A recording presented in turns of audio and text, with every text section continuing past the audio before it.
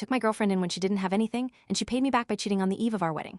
Now, she's desperately asking for forgiveness. I met her at my coworker's birthday party when I was 24. I wasn't the guy girls usually noticed. I've 110 chubby since high school, worked as a software developer, drove a 2008 Honda Civic with a cracked windshield. But she actually sat next to me, and we talked for 3 hours straight about everything from bad reality TV to her college experience. She just graduated with a communications degree, been on 47 job interviews in 2 months with no offers, and her living situation was a nightmare. Roommate's boyfriend basically lived in their one-bedroom apartment, rent-free, and she was sleeping on an air mattress in the living room, paying $800 a month. When she mentioned looking for a new place, I offered her my spare bedroom.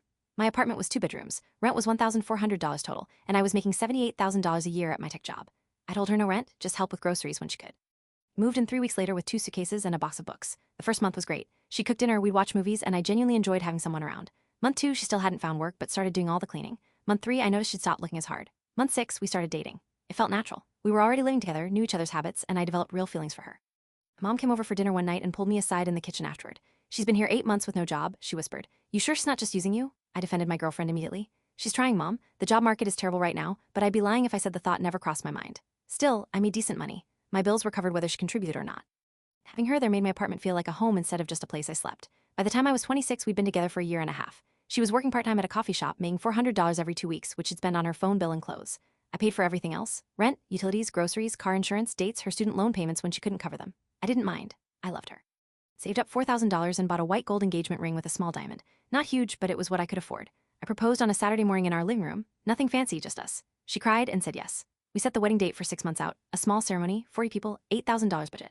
I handled most of the planning because she said wedding stress gave her anxiety.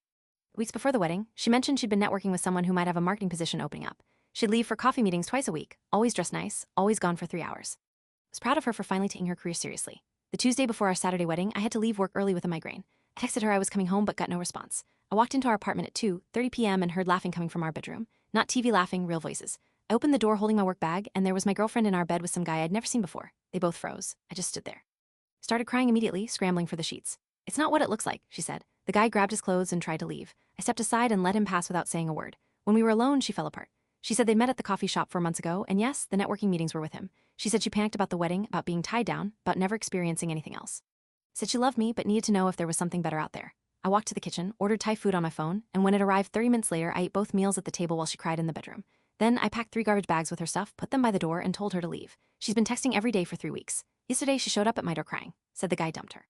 He's been sleeping in her car, and she made the biggest mistake of her life. I handed her $200 through the crack in the door and said, "Good luck." Then I closed.